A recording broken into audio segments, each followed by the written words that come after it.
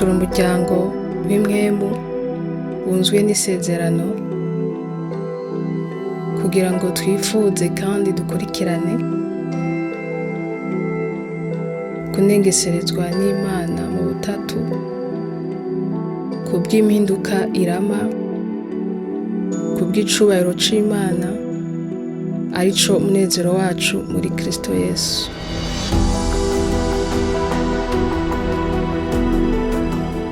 Ndasubiye kandi kubiyegereza nize ko mwagize indwi nziza ya Pasika.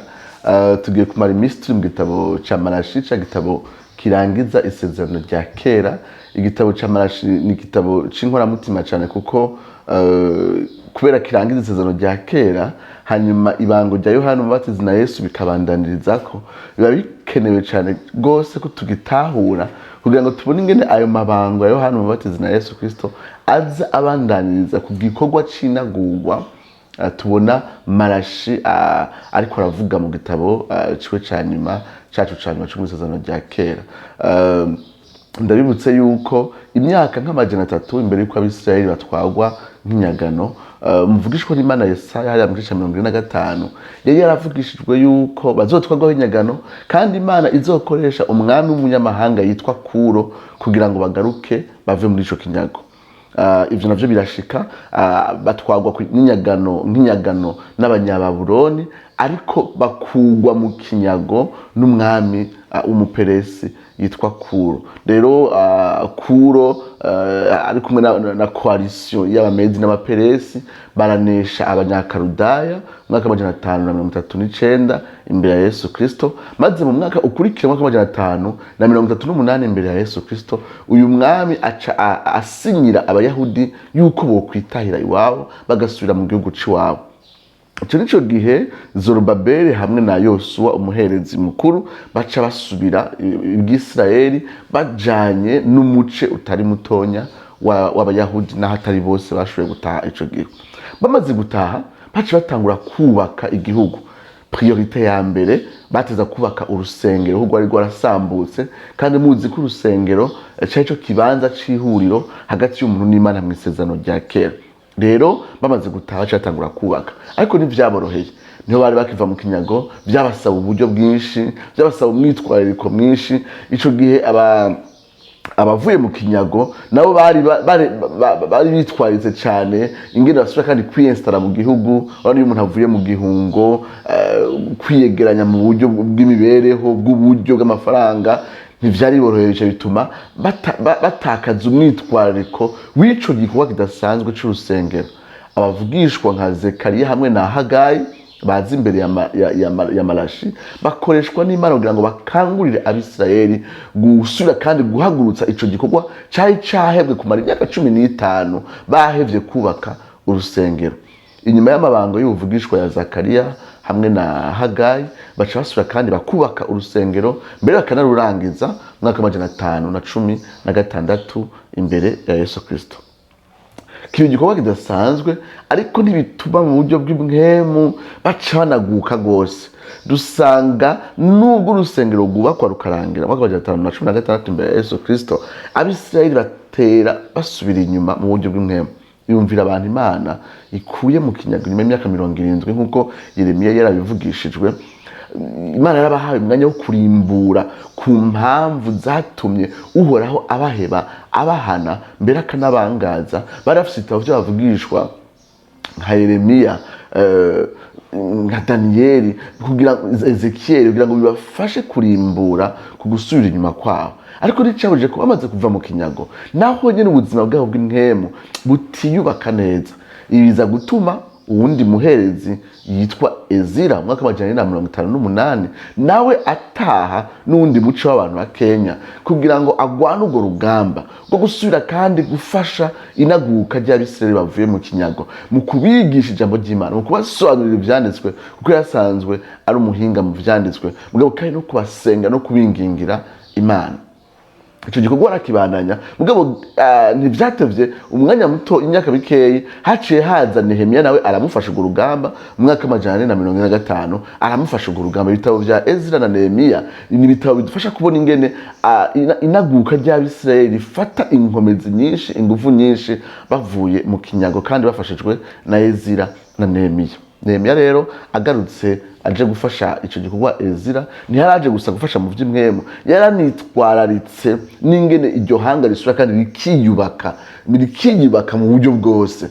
Rero aza afise umutwaro wo kuduza amamiraye inzitiro z'Abisirayeli, inzitiro z'igisagara ca Yerusalemu ku bwa sécurité y'ico gisagara kugira ngo ciyubake. Aza ari umuntu yahora ari umu chanson no kuvuga ari umukevyi ku kirimba c'umwami Artazeruzi, aramuhereza uburenganzira kugira ngo aze gufasha. Nawe tubona akora nk'umuntu w'umuguverneur, akora nk'umuntu ariwe abazwi vya politike mu bw'Isirayeli, naho yatanga raporo ku wundi muguverneur w'umuperesi yatwara aho karere ka hirya y'uruzi rwa Yorodani. Nehemiya rero aza kugwana urugamba rwo kubaka iryo hanga mu buryo bwose atari mu buryo bw'imwema. Rero iryo hanga mu by'ukuri ryari rikeneye kwiyubaka kuko bavuye mu kinyago naho batashe bari babuze byinshi. Ndabona agahugu kari gatonya, bari bafise superficie ntonya, ibirometero 32 sur 48 km. Murumva ko kagahugu gatonya karimwo abanyagihugu baba ibihumbi 150. Ntibari bafise igisoda, ntibari bemerewe kugira igisoda cabo, baratangishwa amakori. Urumva ko rino hanga ryari hanga naho ryatashe rigikeneye byinshi kugira ngo risukane ryiyubake by'ukuri nk'ubwa mbere. Nehemiya rero aza gufasha muri ubwo burere bwose. Rero Malachie aza kuza inyuma ya Ezra na Nehemiya nko mu myaka hagati y'imyaka 400 na 430 imbere ya Yesu Kristo. Uravye neza igitabo ca Malachie kirasangiye n'igitabo ca Ezra na Nehemiya ico kirere. Ntibishoka yibonekana kubera igitabo ca Malachie umenga igitabo c'ubuvugishwa, ivyo bindi bitabo vya Ezra na Nehemiya ukamenga ibitabo bidonda inkuru, ariko usomye neza urashobora kubona yuko bisangiye ikirere. Kuko uravye neza abantu bo mu gihe ca Malachie n'abantu babayeho urusengero rwamaze kubakwa, uretse ko batanga imimazi amashikanwa ibigira 10 mu buryo bubi. Abantu bo mu gihe ca Malachie abaherezi barasubiye inyuma, bari corrompu co kimwe no mu bitabo vya Ezra na Nehemiya. Hari abise bubakana, hariho ikintu ca mariage mix, ikintu co kubakana nabo badasangiye ukwizera, najo tubisanga haya nyene mu gitabo ca Nehemiya. Rero usoma igitabo ca Nehemiya, igitabo mu gice ca mbere ca gatatu ca 13, usoma igitabo ca Malachie urashobora ko bisangiye gose ikirere cyane mu buryo bw'imwemu no mu buryo bw'inyifato vy'Abisirayeli bamaze kuva mu kinyago. Aho rero ni Imana ikirungika Malachie. Malachie ni ijambo risobanurwa mo message canke intumwa yanje, ku buryo abahinga babiri biyumvira nimba vy'ukuri ryari izina ryiwe canke ryari iryo bango yari titre kumbure cyari igikorwa ahamagara gukora. Kuravye aratumwa abintumwa y'Imana kuri abo Bisirayeli. Ariko kandi birashoboka ko izina rya Malachie ari izina rigizwe rito, kumbure ryari izina rinini nka Malakiyahu, intumwa ya Yawe canke intumwa y'Uhoraho, Malakiyahu. Kumbure bahava barigira ritonya barigira Malaki, rigaca ryumvikana nkaho menga bisobanurwa mo message. Birashoboka rero ko Malachie ryari izina ryiwe canke ryari nibango ryiwe. Uko biri kose afise ubutumwa, ni intumwa n'umumessage ku Bisirayeli bakeneye by'ukuri kunagurwa mu buryo bw'inkemu bamaze kuva mu kinyago. Rero Imana iramutuma, mbega imurungikana ubutumwa bwayo. Uravye igitabo ca Malachie uza gusanga ko ari ubutumwa bukomakomeye butatu canke bune. Ubwa mbere na mbere hariho igicapo c'uko Uhoraho ari umwami, kandi si umwami gusa w'Abisirayeli, ni umwami no hirya y'imbibe za Isirayeli. Imana yitwa umwami mu gitabo ca Malachie. Mwibuke yuko mu gitabo ca Malachie nta mwami bafise, naho bemerewe gutaha nta mwami bafise wabo. Bashobora kugira umuntu abaserukira imbere y'ubutegetsi bw'abaperesi, mugabo ntiyo kwitwa umwami by'ukuri. baramaze igihe kirekire rero ata mwami bafise, ariko uhoraho yitwa umwami, kandi yitwa umwami mu gihe abisirayeli wumva umenga n'agahugu gato nta gaciro gafise. Mbere naho Imana yabemereye ngo batahe, ntibagifise bwa bunini mu buryo bwa politike, mu buryo bw'igihugu bari bafise imbere yuko baja mu kinyago. Rero bituma bagira n'igicapo gitonya c'Imana, nk'aho umenga inganji y'Imana ingana nuko ako gahugu kangana n'ingene iyo situation ingana.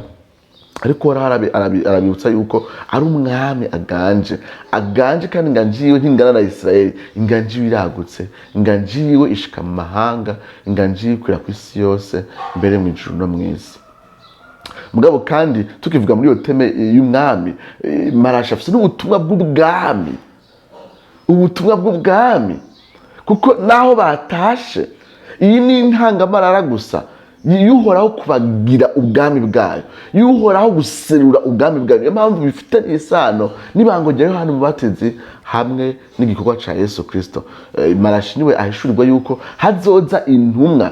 Kera umwami mbere yuko aza babanza kurungika intumwa bitwita cortege presidentielle, nabo barungika abantu bagenda birukanga. Rero Malachie ahishurirwa yuko umwami Imana azokwisidukira akizira guserura ubwami bwiwe, ariko imbere yaho ko azomanza akarungika umumesaje ariwe Yohana Umubatizi mu isezerano rishasha. Tubazi ko amajambo Yesu asubiramo mu gitabo ca Matayo ca 10. Ndabibutse yuko igitabo ca Malachie kigaruka nk'inshuro 15 mu gitabo c'isezerano rishasha. Rero haravugwa ivy'ubu bwami bwa Yesu Kristo, kandi ubu bwami n'ubwami budasanzwe, n'ubwami buzoza guhana icaha, guserura gakiza ku bantu b'Imana, n'ubwami buzoza kweza no gutunganya abisirayeli. Niyo mpamvu igikorwa c'ikanguro gifatanye na Yesu Kristo Malachie ariko akivuga mbere na Luka akagisubiramwo mu butumwa bwiza, avuga ngo, ariko avuga igikorwa ca Yohana Umubatizi ngo uwo niyaza azosanganya imitima y'abana n'iyabase, ngo abagarukane ku bwenge bw'abagororotsi, ngo ategurire abantu b'Abisirayeli umwami Imana, abategurire umwami Imana. Turabona igikorwa ca Yohana Umubatizi na Yesu Kristo gifatanye n'iryo bango ry'inagurwa rya Israeli, kugira ngo biciye muri Israeli ubwami bw'Imana buseruka. Iyi ni teme n'ubutumwa bukomeye cyane mu gitabo ca Malachie. Bamwe bishizemo ko ari igitabo kumbure kivuga ibigira 10, ariko igitabo kirimo amateme ari henshi kandi akomeye cyane nk'ubwami bw'Imana. Bwa kabiri, Imana ni Imana yera. Niyo mpamvu Malachie cyo kimwe na gwa rugamba Nehemiya na Ezra amaze igihe bariko baragwana imbere ya Malachie ngo kugarukana abisirayeli kuba ihanga ryera riserura ukwera kw'Imana, rihesha Imana icubahiro mu guserura ubugororotsi bwayo mw'isi. Uwo muhamagaro bariko barawuta. Niyo mpamvu Malachie afise ubwo butumwa bwo kubibutsa yuko Imana yera ibereye igitinyiro c'ubwoko bwayo. Bwabo kandi iyo teme y'ukwera kw'Imana ayifata na teme y'urukundo rw'Imana, avuga ati Imana n'urukundo, Imana yarabakunze, Imana yarabatoranije, Imana yabasubije yandi mahanga, Imana yarabazigamye, Imana yarabagarukanye, Imana yarabahariye. Imana ni Imana y'urukundo, n'umuvyeyi kuri mwebwe. Mbere Imana yitwa umuvyeyi mu gitabo ca Malachie, aho Imana ivuga iti ndashaka mu nyubahe kurya umwana yubaha umuvyeyi, mu nyubahe kurya umushumba yubaha shebuja. Atega jewe Imana ndi umuvyeyi wanyu.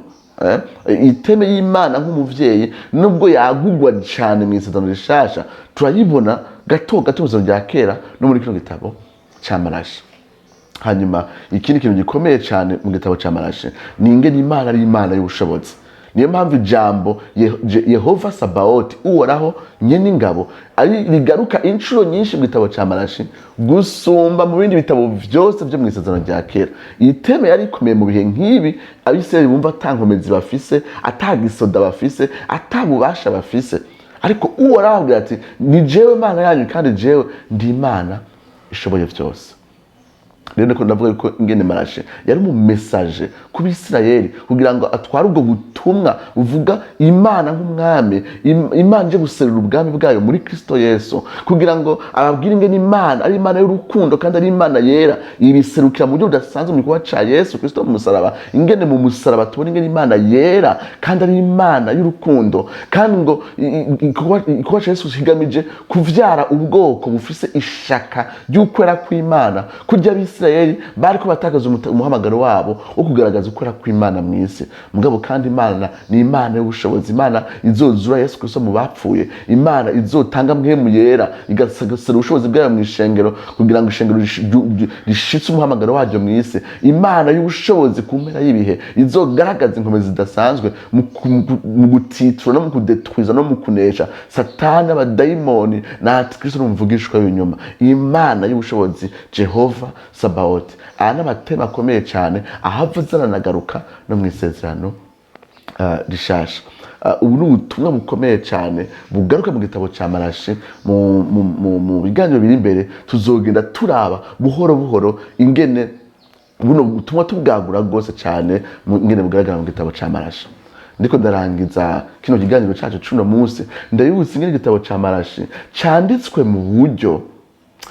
mu buryo Imana iganira n'Abisirayeli.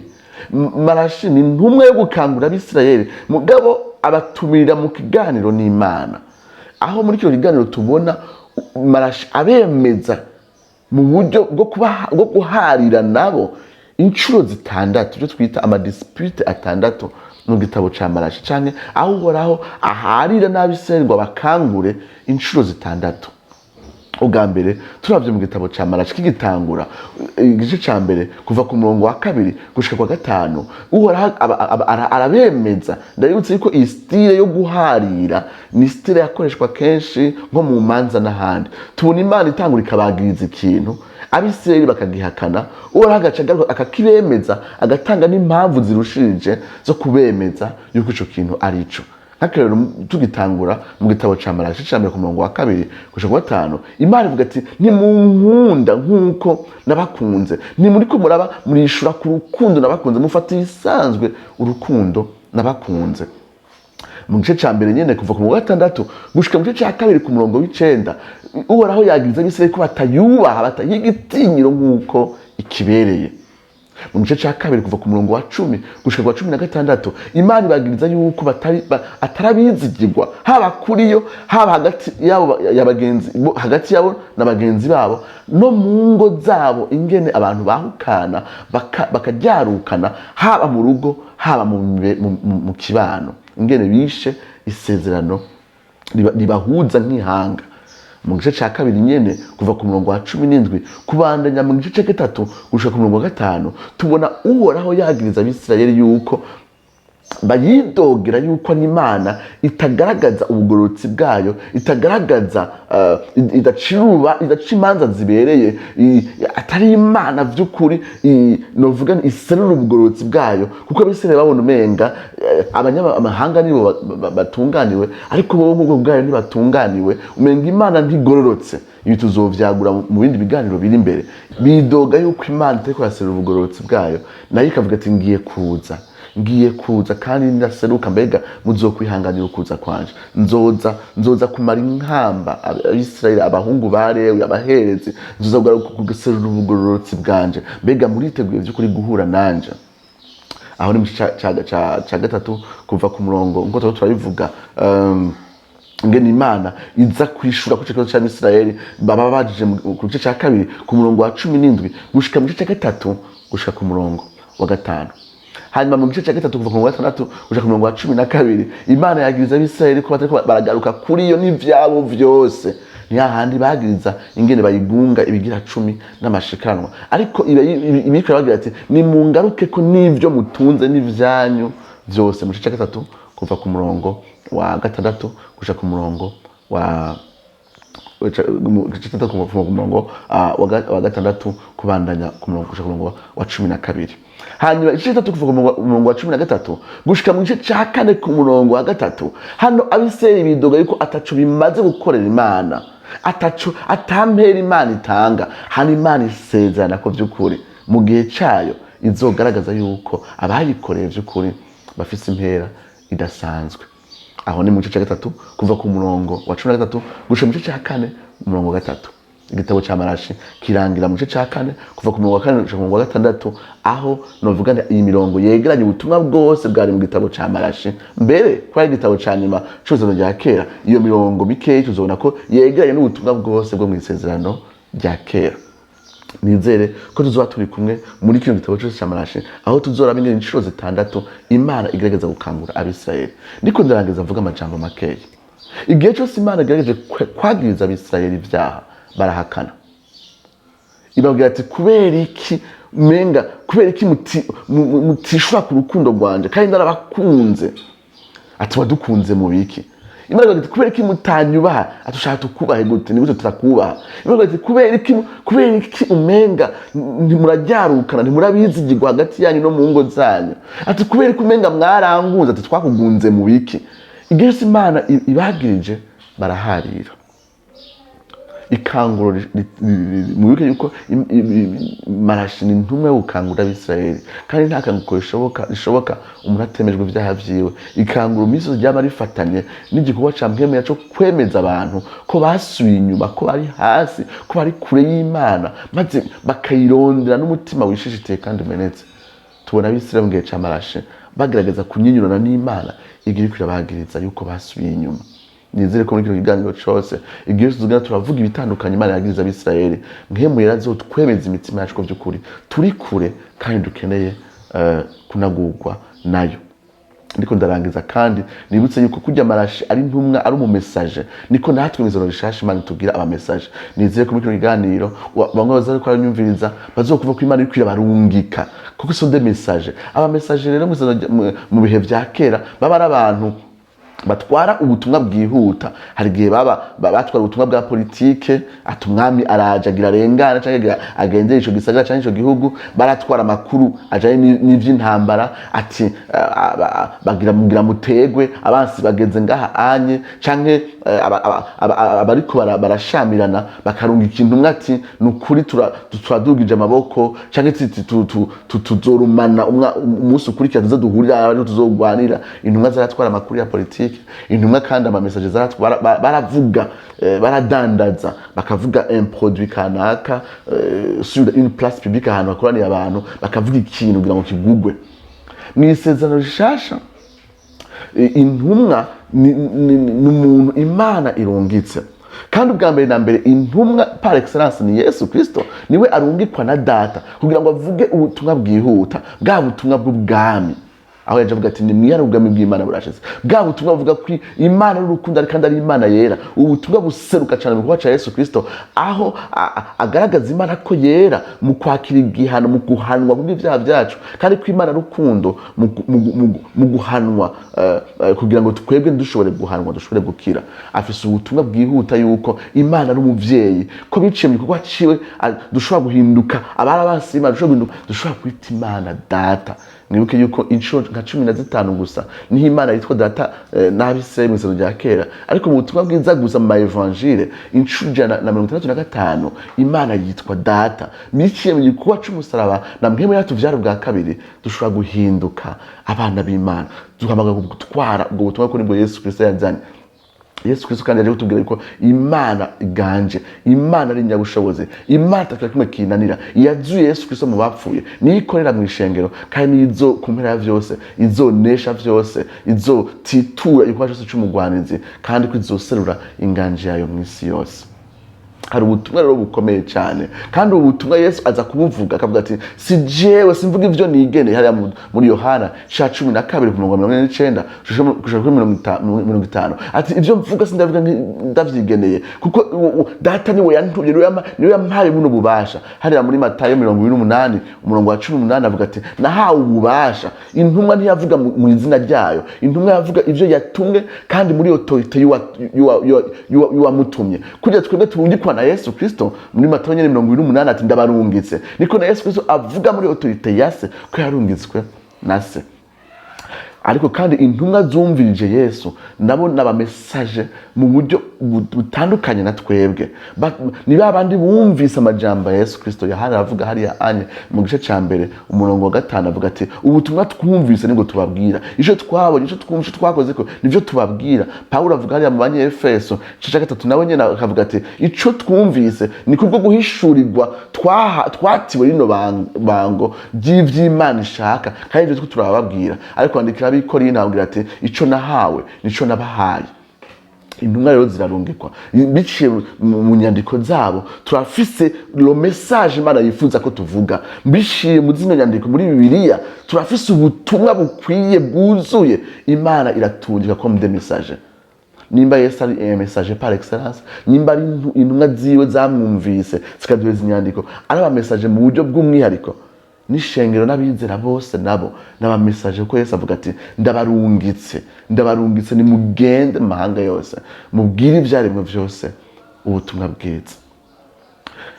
Muri bino bihe ubutumwa bwiza bwasubiye inyuma, muri bino bihe ishengero ryasubiye inyuma, muri bino bihe nivyo bihe Imana ariko ihagurutsa abantu ati nimugende mube message. Ku ruhande rumwe tubere message bo gukangura ishengero kujanye n'ibango ryayo, kujanye n'umuhamagaro w'ishengero wo kuba akanwa k'Imana, yo guserura ukwera kw'Imana, ubushobozi bw'Imana, ubwenge bw'Imana, inganji y'Imana. Turi hano kugira ngo tube ibikoresho, imiringoti y'ubwami bw'Imana buseruka bukagaragarira isi yose. Ubwo bwami bw'Imana bwaserutse biciye mu kuba Yesu Kristo yapfuye kandi akazuka kandi agiye kugaruka. Iryo bango ry'ishengero ni guserura ingene Imana yera kandi y'urukundo yatwiruje muri Kristo Yesu, tukaba intumwa z'ubwo butumwa. Turi hano kugira ngo twerekane ubushobozi bw'Imana, kugira ngo twerekane ko Imana iganje kandi ko ariyo yonyine ifite ijambo rya nyuma, kandi ko abantu bakwiye kuyihungirako, kuko vuba igiye guserura ubugororotsi bwayo, igiye guhana icaha, igiye guhana amahanga, igiye guserura agakiza kayo kubw'abizeye, kandi igiye guhana isi, kandi igiye kunagura vyose, inganje yayo igakwira mu ijuru no mw'isi. Turi hano kugira ngo duserure tuvuge ubwo butumwa nk'ishengero. Nizeye ko mu gitabo ca Malachie tuzokanguka ku bijanye n'uyu muhamagaro udasanzwe w'ishengero, tukemera kuba le messager de l'Éternel nk'uko Malachie yemeye kuba le messager de l'Éternel. Tuze tugumane hafi muri bino biganiro vyose mu gitabo ca Malachie. Imana ibahezagire.